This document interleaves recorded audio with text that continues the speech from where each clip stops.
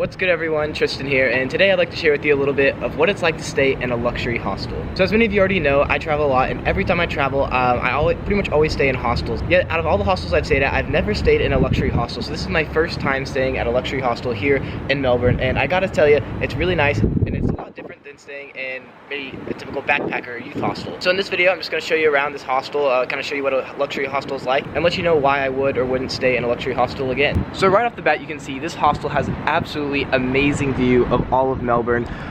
We are right in the northeast section of the Central Business District, and gotta tell you, look at this, just absolutely amazing view. If you look around, this is a great rooftop area to hang out. There's an entire jacuzzi over there for people to hang and chill at. I've never been in a hostel that feels like this. This doesn't even feel like living in a hostel to me. This literally feels like living in like a nice luxury hotel almost. Like the amenities here are amazing, and we'll get into that in a bit. But it is still a hostel because, you know, I'm living in a common room. I'm right now in an 8-bedroom. This one also has 6 and 4-bedroom rooms that you can stay at. Mixed dorms and single-sex dorms, like female-only dorms. And on top of all that, there's also private rooms. You can get a private room if you want, you know, for you and your family.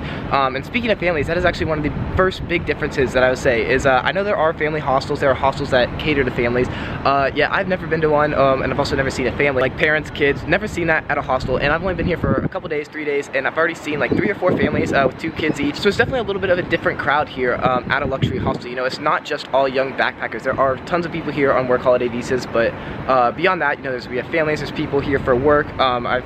Age ranges go from everywhere. There's 60-plus-year-olds staying in this hostel right now to as young as I think like maybe 20. I think 20 is the youngest person I've met here. So the crowd's definitely a little bit different here than at a typical backpackers hostel that I'm used to going to. And I think there are some good and bad things to that. So it's definitely not the same vibe, the same kind of young, youthful vibe that you get in a lot of hostels, but it's definitely, there's still tons of that young, youthful vibe. I just feel like this hostel is just filled with a lot more like mature people. You know, there's not people going out every night partying. It's really an overall just well-rounded group, and I think this is good to show people that have not stayed in hostels before that literally anybody can stay in hostels. Like, no one would feel out of place here. I mean, as I said, huge age range, families, married, not single, solo traveler, everybody's here. However, if you are someone who might be kind of like a typical backpacker and fit into that like young youth hostel vibe, which I mean, again, older people go to youth hostels too. That's not the vibe that you're going to be getting here.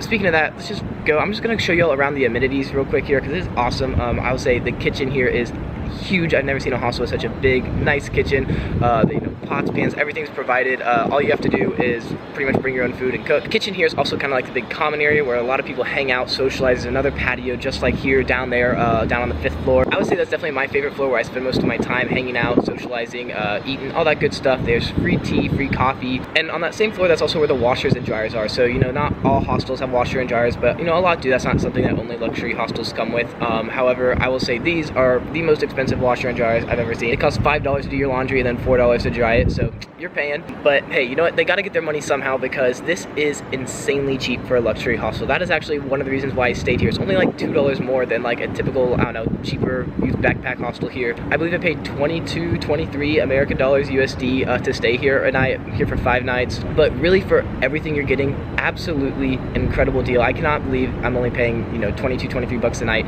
for a deal like this. This hostel has both a movie room and a gym, so it really does feel more like a hotel. As I was saying, downstairs there's another common area. There's like a pool table, kind of an area where people work. Really nice reception desk. The staff here has been very helpful. And then in addition, on that bottom floor, there's also a bar and a kitchen where you can like buy food if you want. Now, I will say probably the biggest downside, or just something that, I don't want to say downside, but it's something that I noticed is different, is most hostel bars are really fun. People hang out there, and I went down to this one twice, and there's like no one in there every time. It's literally completely dead. People just don't really hang out at the bar here. I will say, because of there's not quite as large of a social aspect here as there are at past hostels, it's been a little bit harder to meet people. I've still met probably about 10 really awesome people since I've been here. You know, sit down, and a lot of people just kind of like sit next to a random person to get talking to them over lunch or dinner. That's at least how I've met everyone that I've met here so far, and I've been kind of surprised of all the people that I've met. There's been a lot of people who've been here for a long time. The first real like group of friends I made was these 3 guys, and 2 of them had been here for 7 months and 1 had been there for 4 months, or been here for 4 months, which I've said in previous videos that I thought you could really only stay about like 2 weeks in a hostel. It seems to be typically about what, not at least I don't know hostels I've been to, but this one, it's not just this one. I think this is kind of all hostels in Australia. It's just such a common area for people to backpack and stay and work a long time. I would say like almost everybody in this hostel is either working or looking for a job and staying here, so that's been really nice. But that's not really necessarily a luxury hostel aspect to it. That's more just the fact that, you know, know, it's Melbourne, it's Australia, people are here on work holiday visas. The bathrooms here are also really nice. They're completely clean. They get cleaned 5 times a day. They're also all private bathrooms, so you know, you're not sharing your bathroom with anyone. I mean, you're sharing it, but no one will be in here at the same time as you. You got a lock, your own little toilet, a shower. Really nice. In addition, they had like umbrellas you could check out, blow dryers, like whatever you want they got. The amenities really do feel more of like a hotel than a hostel. It doesn't necessarily feel like a hostel at all. That's in itself is a pro and a con, is that it doesn't necessarily feel like a typical hostel, but it totally is like a hostel still, and I really enjoyed my time here. Now, I will say something I have learned from my time at a luxury hostel is that for me, where I am in my life right now is I don't necessarily think I would have any desire to stay in luxury hostels again. You know, the nice little things, they're nice, I guess, I don't know. I enjoy the perks, but it's not something that I need, and that's something I wouldn't pay extra for. Actually, I would say what I really like in a hostel is just kind of like having good, friendly, outgoing vibes, you know, where people are happy. I love hostels that have common areas where like music's going on, people are just kind of like, I don't know, you know, kind of lightens the mood, everyone's willing to kind of chatter and meet. At this hostel, just because there are people who have come here in like pre-established groups or like families and whatnot, it's not necessarily as social. It's not as easy to meet new people, and there's also no music going on or anything, so it's not quite as a fun vibe. So that is really the primary reason why I'm going to be leaving this hostel. I'm going to be going to what's called United Backpackers Hostel after this, so tomorrow I'll be heading there. It is just, I don't know, a typical youth backpackers hostel. I've actually walked around, I've checked about 6-7 hostels in my time here to see which one I want to go to next, and I really liked it there. Seemed like a really cool place, so that'll be the next place I'll be going, and I think I'm going to park it there for a while, because it's a hostel I could just see myself spending a longer time at. I just think for me personally, I like hostels that are a little bit more social. You know, I'm a pretty social person, so that is the reason why I'll be moving. So there's my 2 cents on luxury hostels. You got the good, you got the bad. You know, it's nothing too mind-blowing. I mean, pretty much it's nicer, but I would say the biggest drawback is there's less of a social aspect. So yeah, go whatever hostel you want. That's just my 2 cents on, you know, what it's like living in a luxury hostel. So see ya.